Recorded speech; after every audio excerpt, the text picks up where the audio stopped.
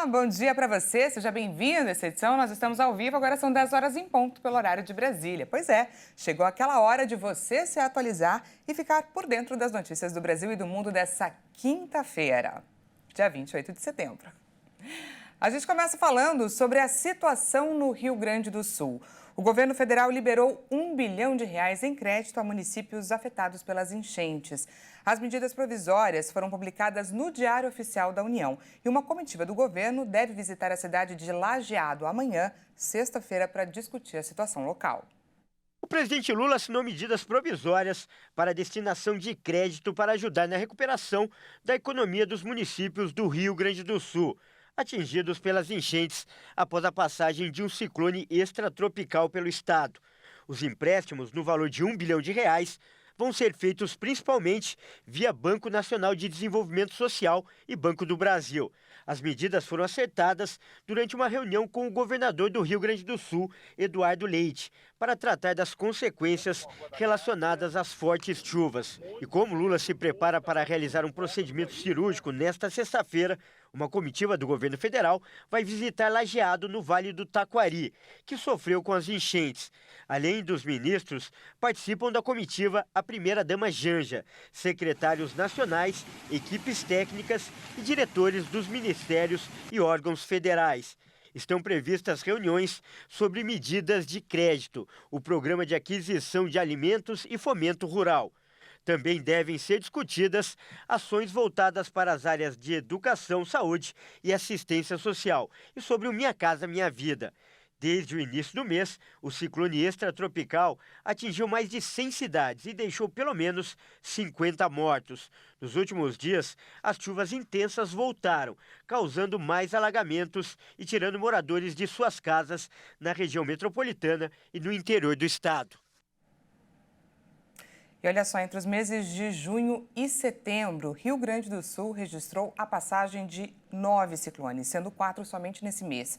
Meteorologistas do Climatempo alertam que a chuva deve continuar acima da média histórica nos meses de outubro, novembro e dezembro. E outros eventos, como cheias, inundações e muitos transtornos, devem ser esperados na região. E o novo presidente do Supremo Tribunal Federal, o ministro Luiz Roberto Barroso, toma posse hoje. Ele vai herdar no cargo um acervo de quase 5.000 processos.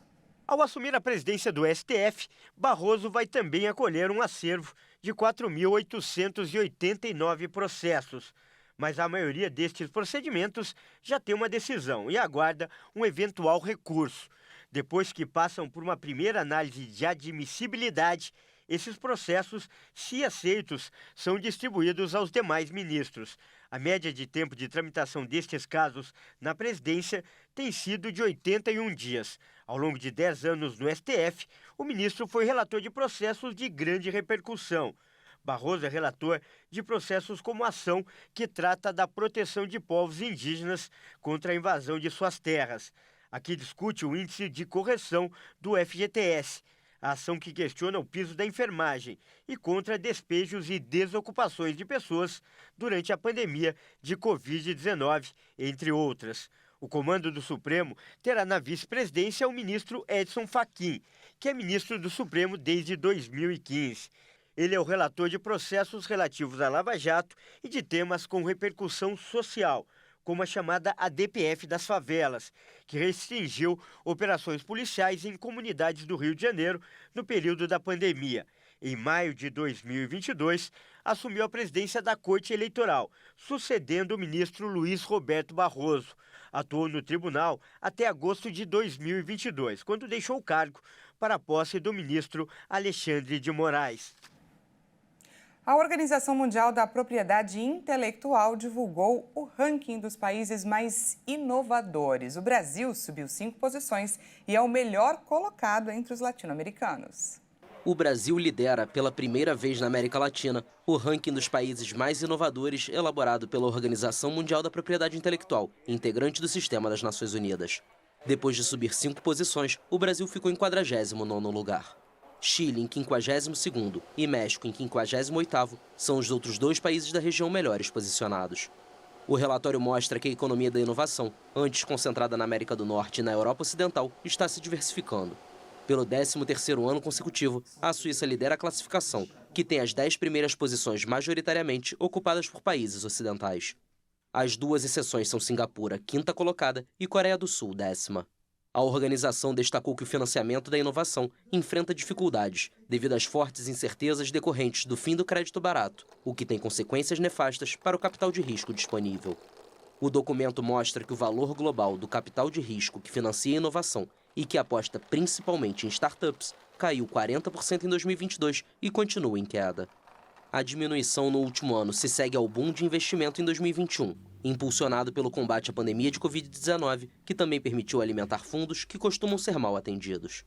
Um ponto positivo é que em 2022 houve um aumento significativo dos gastos das empresas em pesquisa e desenvolvimento, que atingiram 1,1 trilhão de dólares, 5,5 trilhões de reais, um recorde. E no destaque internacional, em meio ao aumento do fluxo migratório na Alemanha, o governo de Olaf Scholz anunciou que vai reforçar o controle de fronteiras com a Polônia e também com a República Tcheca. Vamos ver. Desde o início do ano, a polícia registrou cerca de 71 mil entradas ilegais, quase 60% a mais que no mesmo período do ano passado. Estatísticas oficiais também mostram um aumento de 77% nos pedidos de asilo, 204 mil contra 115 mil no mesmo período. Queremos evitar que contrabandistas contornem os controles por meio de unidades flexíveis e móveis em locais diferentes. Ao mesmo tempo, queremos garantir que os controles tenham o menor impacto possível na vida cotidiana das pessoas e na economia. Vocês sabem que existem laços comerciais importantes e que as pessoas, trabalhadores, comerciantes, têm que se deslocar de ambos os lados diariamente.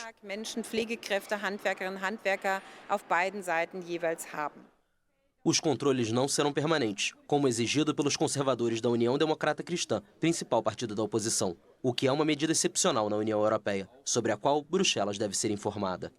Mas o Ministério do Interior não descartou a possível adoção definitiva mais tarde, se os controles adicionais não funcionarem. Até agora, os únicos pontos de controle permanentes para entrar em território alemão estão na fronteira com a Áustria, um legado da crise migratória de 2015 e 2016, quando a Alemanha acolheu mais de 1 milhão de refugiados. E a gente traz aqui uma história que viralizou nas redes sociais. Um urso interrompeu o que parecia ser um piquenique de família para devorar tacos e enchiladas, que é um prato típico mexicano que lembra muito a nossa panqueca. E diante da presença do animal, todos ficaram, é claro, paralisados. Vamos conferir juntos essa imagem que rodou o mundo. Um urso com gostos bem mexicanos. O animal pulou na mesa de uma família no Parque Ecológico Chipinque, no estado de Nuevo León, no norte do México. E enquanto comia os tacos e enchiladas que a família trouxe para o local, a mulher segurou a cabeça da criança e cobriu seus olhos para que ficasse imóvel, esperando que o urso não os machucasse. Não se mexer é uma das melhores estratégias, porque assim o animal não percebe o ser humano como uma ameaça. Quando termina de comer, ele fareja um pouco a criança e sai da mesa. Finalmente, o urso estava em seu habitat natural. Claro, deixando uma história inesquecível para a família e ficando com a barriga cheia de comida mexicana.